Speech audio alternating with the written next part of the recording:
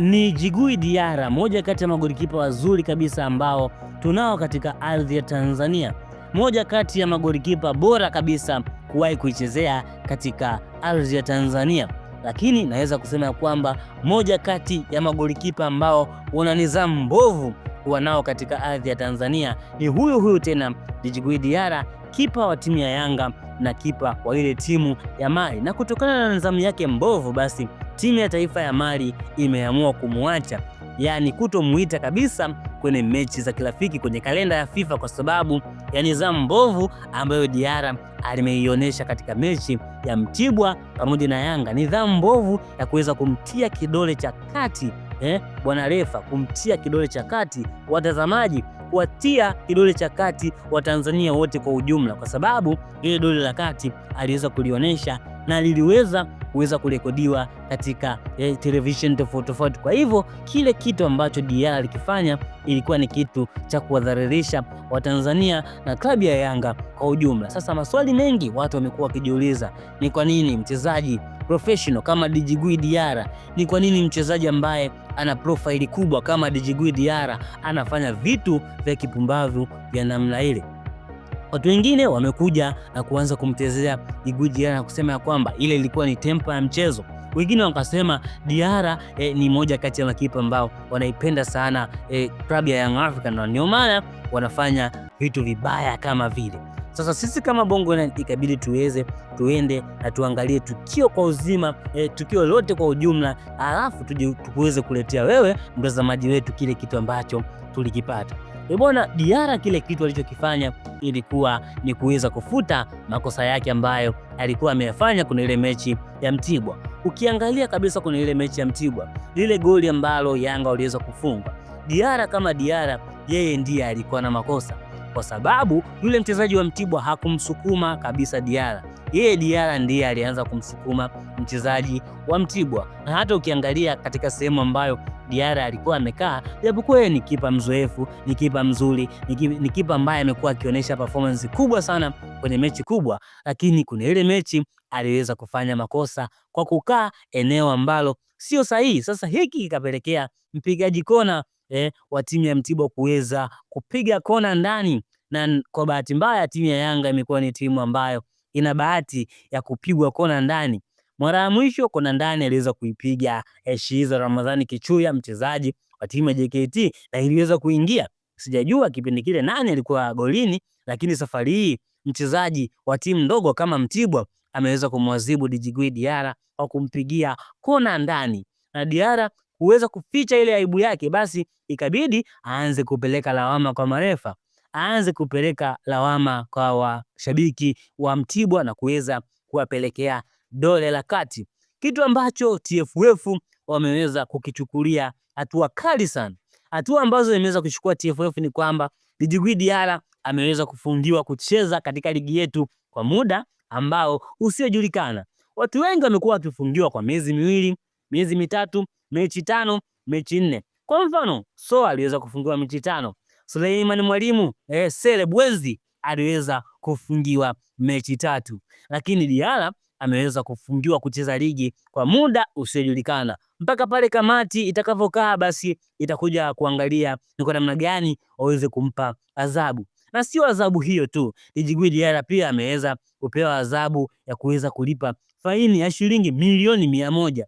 Pesa nyingi sana, lakini kwa tukio ambalo Diarra alifanya, naweza kusema TFF na bodi ya ligi kwa ujumla, kamati ya masaa 72, basi ilitakiwa iweze kumuongezea adhabu Diarra kwa sasa. Endapo Yanga itakosa ubingwa, basi yeye ndo anaweza kuwa ni chanzo cha Yanga kukosa ubingwa, kwa sababu kwenye mechi zijazo, basi Diarra hataweza kucheza kutokana na adhabu ambayo atakuwa anaitumikia mara baada ya kuonesha Watanzania, mara baada ya kuonesha wapenzi na mashabiki wa soka dole la kati. Sasa sijajua ile dole la kati alikuwa na maana gani, kwamba watu wote ambao wanamwangalia ndio waweze kulipokea, ama ni mashabiki wa Mtibwa, ama ni waandishi wa habari, kwa sababu aliweza kuonesha waandishi wa habari, na bila yana basi watu waliweza kumpiga picha bwana Djigui Diarra, watu waliweza kumrekodi, na ni mambo kwa ushahidi, na klipu zipo nyingi sana katika mitandao tofauti, mitandao kama Instagram, Facebook na mingineyo ambayo inahusisha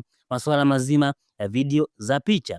Bwana, hicho kitu mimi niliweza kufuatilia na kugundua kwamba Diarra aliweza kufanya vile kwa sababu alikuwa amesha panic, na hata Engineer Hersi Said ilibidi aweze kushuka kutoka jukwani na kuingia katikati ya uwanja kwenda kumtuliza Djigui Diarra. Lakini hiyo haikusaidia. Pale ambapo timu zilikuwa zinaondoka zinaenda nyumbani mara baada ya mchezo kati ya Mtibwa na timu ya Yanga kuweza kumalizika, basi pale ndo alipoweza kuyabananga, alipoweza kufanya ule utoto wa hali ya juu sana, kwa sababu kile kitu ambacho alikifanya Diarra tulitegemea kuona kikifanywa na wachezaji wenye umri mdogo sana. Kwa mfano Shehani Hamisi, wachezaji wadogo kama Dennis Nkane, hao ndio ambao walikuwa wanatakiwa wakionekana wakifanya kile kitu ambacho alikuwa amekifanya Djigui Diarra, kitendo cha kuweza kuonesha Watanzania, kitendo cha kuweza kuonesha mashabiki wa Yanga, kitendo cha kuonesha mashabiki wa Simba, Azam na timu nyingine dole la kati.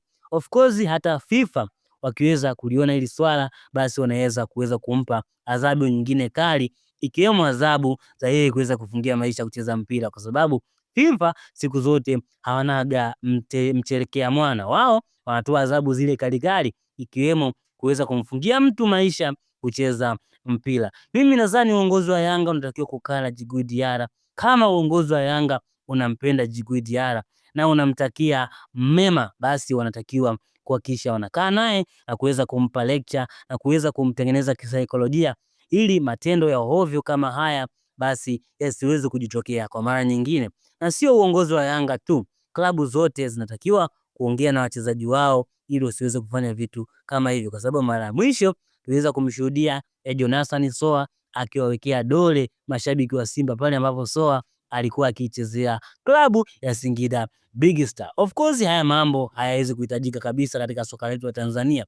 Sisi kama Watanzania, sisi kama wapenzi wa soka, sisi kama wadau wa soka la hapa nyumbani, tunatakiwa kuvikemea vitendo kama hivi kama tunahitaji kuweza kuona soka letu likisonga mbele. Lakini tukija kwenye idara nzima ya kiufundi, Diarra atakuwa ameweza kuiasili kwa kiasi kikubwa sana timu yake ya Yanga, kwa sababu ya yeye kuweza kukosekana kwenye michezo kadhaa. Kwa sababu kama ambavyo tunafahamu kwa sasa, klabu ya Yanga imekuwa ni timu ambayo ina majeruhi wengi. Kama ambavyo tunajua Dickson Job tayari majeruhi ya muda mrefu sana, lakini Baka Ibrahim na yeye majeruhi ya muda mrefu sana. Laulindo Maria Depo, moja kati ya maseka ambao wamekuja vizuri sana katika klabu yetu ya Yanga katika ligi ya Tanzania, na wao wameweza kupata majeruhi. Sasa ukiongezea na kukosekana kwa Djigui Diarra, hili linaenda kuwa ni mtihani mkubwa sana. Huu unaenda kuwa ni mtihani mkubwa kwa kocha Pedro Goncalves, kwa sababu pale nyuma atakuwa anacheza na watu ambao ni wageni. Atacheza na Bakari Nondo Mwamnyeto, Frank Asinki ama Azizi Ndambwile, lakini upande wa kule atacheza kijana mdogo kabisa ambaye anaitwa Abdul Twalib Msheli, ambaye ni kipa wa ziada katika timu ya Yanga. Kama sio Msheli basi tuna Hussein Masaranga.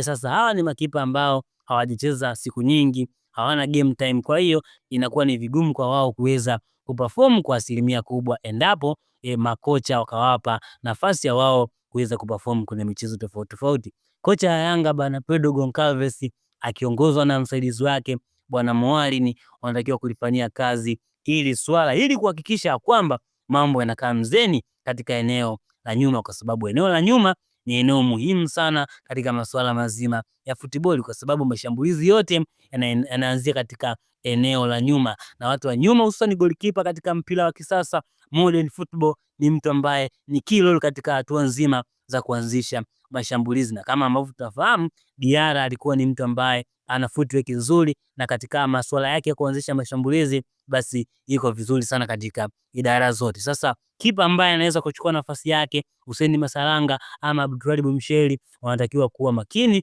na kuhakikisha kwamba wanafanya vizuri ili kuweza kuondoa baadhi ya vitu ambavyo vinaweza kuigharimu klabu ya Yanga na kuipunguzia kasi katika masuala mazima ya yenyewe kuweza kuchukua ubingwa. Na kama ambavyo tunafahamu, timu ya Simba imekuwa ni timu ambayo imekuja vizuri saizi. Endapo Yanga atalala kidogo, basi Simba wanaweza kushinda game zao na kukaa juu yao na mwisho siku wakafanikiwa kuchukua ubingwa, kitu ambacho kitaweza kuwashusha imani mashabiki na wapenzi wa timu ya Yanga, ukizingatia katika misimu minne iliyopita Yanga peke yao ndo wamekuwa wakichukua ubingwa, na sasa wanasema ya kwamba wanahitaji kuchukua ubingwa mara 8 mfululizo au mara 10 mfululizo. Kwa hiyo ili waweze kufanya hivyo wanahitaji kuwa na kikosi kizuri, na kikosi kizuri kinaanzia golini siku zote, kwa sababu golikipa mzuri anaweza kupelekea timu ikapata matokeo mazuri kwa nyakati zote. Bwana, mimi niseme ya kwamba sina la ziada. Kutokea mwanzo mpaka mwisho ulikuwa nami presenter wako siku zote